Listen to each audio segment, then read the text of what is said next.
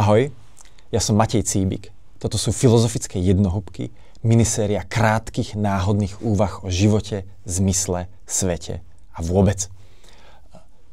Na jeseň teraz 2025 začíname novú krátku minisériu a chcel som, aby táto epizóda bola o farbách.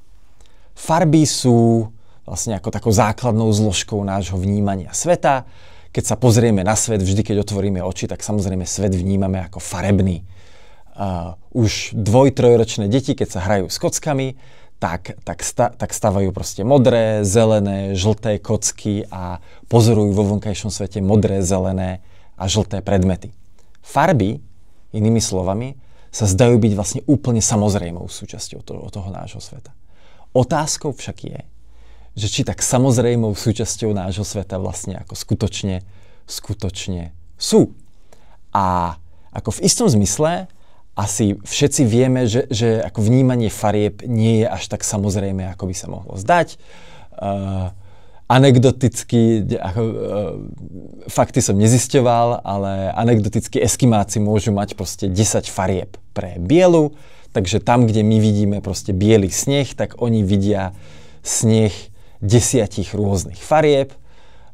Rovnako sa hovorí, že proste občas niektorí muži proste vidia niečo, čo je fialové, kým niektoré ženy na to, čo je fialové, môžu nazvať, ako to, čo je fialové, môžu nazvať 3 alebo 4 rôznymi názvami farieb. Takže ako v istom zmysle je jasné, že ako vnímanie farieb sa môže ako keby trošku odlišovať. Že tam, kde niektorí vidia bielu, môžu iní vidieť 3 až 4 rôzne farby, to isté s fialovou, to isté s fialovou a s ďalšími farbami.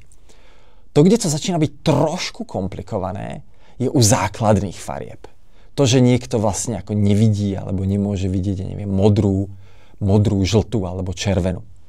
A tuto prichádza vlastne ako keby zaujímavá úvaha alebo zaujímavý myšlienkový experiment a filozofická debata, ktorá sa tiahne vlastne už 150 rokov a začala v roku 1858, ak sa nemýlim, u Williama Gladstona, čo je teda ako slávny britský politik, 4-násobný premiér, ale našiel si čas aj na akože filozoficko-historické štúdie. Konkrétne teda William Gladstone bol veľkým fanúšikom Homéra.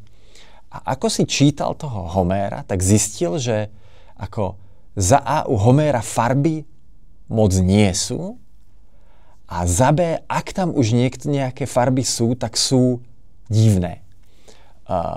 On potom spravil nejakú akože kvantitatívnu analýzu, spočítal si, že proste u Homéra veľmi často Homér popisuje tmavé predmety, biele predmety, svetlejšie a tak ďalej. To znamená, ten kontrast tej svetlej, tmavej tam je a je veľmi častý, ale nejaké akože konkrétne farby typu, ja neviem, zelená a žltá sa nachádzajú veľmi, veľmi málo u Homéra a aj na miesta, kde sa nachádzajú, tak sú nejakým spôsobom divné, ako som povedal. Napríklad Homér opisuje med ako zelený.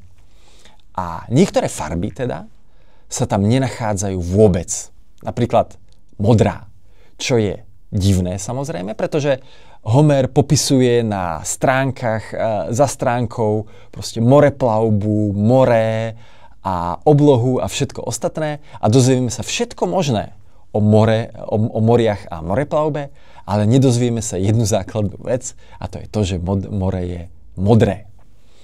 A potom následne sa od Williama Gladstona toho chytili ďalší ľudia a zistilo sa napríklad, že ako tá modrá nielenže sa nenachádza u Homéra, ale tá modrá sa nenachádza vlastne takmer v žiadnych starých textoch. Nenachádza sa v Biblii, nenachádza sa v islandských ságach, nenachádza sa vo védskych, teda indických textoch, v Číne a tak ďalej a tak podobne. Takže zdá sa, že starí ľudia, ako starovekí ľudia, nemali vôbec koncept modrej.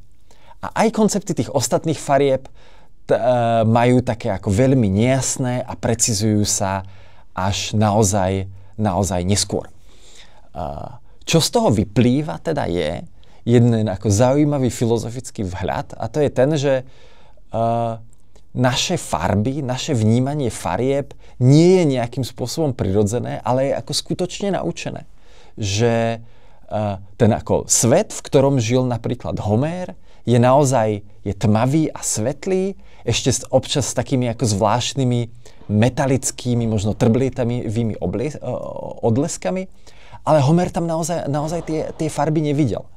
Inými slovami, v momente, keď proste malé dvojročné dieťa sa hrá s kockami a má proste červenú kocku a modrú kocku a žltú kocku, tak ono ako nepoznáva tie farby, ako keby alebo poviem to trošku inak, ono sa vlastne ako učí tie farby vidieť. To znamená poznávať, že takto vyzerá žltý predmet, takto vyzerá zelený predmet, takto vyzerá červený predmet a tak ďalej a tak podobne. V momente, keby to dvojročné dieťa tie kocky nedostalo, tak tie farby nás vlastne ako neudrú do očí samotné.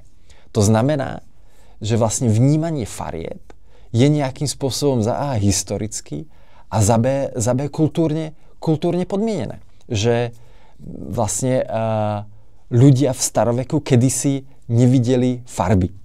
A ono sa to dá tento výrok vnímať aj nejakým spôsobom ako doslovne, že tí ľudia nevideli farby.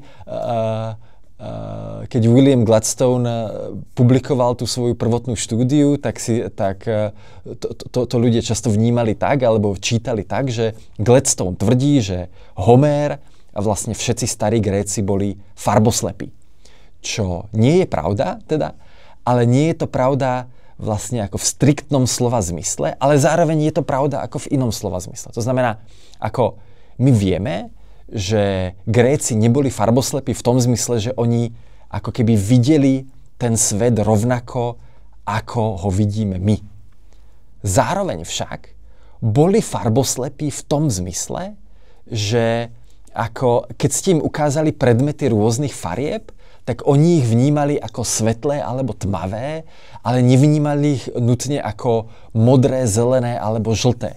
Pretože jednoducho nemali koncepty na uchopenie tých farieb. Toto je mimochodom niečo, čo bolo dokonca empiricky testované na nejakých ako relatívne primitívnych kmeňoch, ktoré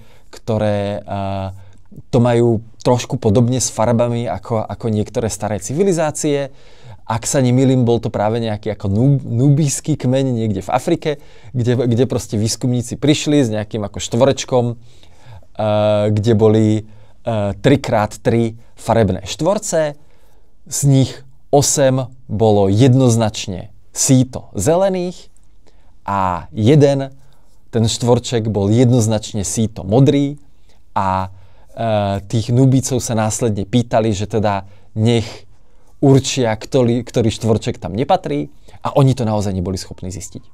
To znamená, naozaj je to tak, že naše vnímanie farieb je kultúrne podmienené, to znamená, my sa musíme naučiť, že ako táto skupina odtieňov je zelená a táto skupina odtieňov je modrá a v momente, keď sa to naučíme, tak následne ich vieme vnímať ako odlišné.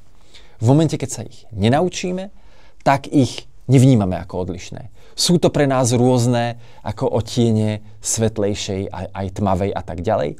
Napriek tomu, že naše oči sú fyzicky schopné tie farby vnímať vlastne úplne bez problémov. A teda jedna taká ako poznámka na záver, čo je naozaj veľmi zaujímavé, je to, ako vlastne naše vnímanie farieb súvisí s našou schopnosťou rozpoznávať farby. Totižto predtým, keď som hovoril o ako starovekých civilizáciách, ktoré nepoznali napríklad modrú, to je pravda vlastne takmer univerzálne s jednou výnimkou. Egypťania poznali modrú. A tá akože momentálna ako hypotéza, ku ktorej sa väčšina výskumníkov ktorú väčšina výskumníkov akceptuje, je tá, že Egypťania mali koncept modrej farby z jedného pomerne jednoduchého dôvodu a to je ten, že Egypťania boli schopní ako modrú farbu umiešať a následne modrú farbu proste ako maľovať ňou proste oblečenie, fresky, obrazy a tak ďalej a tak podobne. To znamená, ako keby naše vnímanie farieb súvisí s tým, aké máme koncepty farieb, a to, aké máme koncepty, veľmi často súvisí s tým, aké farby sme schopní nejakým spôsobom spraviť a aké farby následne sme nútení nejakým spôsobom odlišovať. A v momente, keď ten koncept nemáme, tak proste sa podívame na oblohu a nevieme, aké je farby. Pretože tá modrá na nás nekričí sama od seba, ale vyžaduje nejaké ako kultúrne, konceptuálne porozumenie, ktoré v tom svete samotnom nie je a my si ho musíme nejakým spôsobom priniesť do toho sveta. Ďakujem za pozornosť.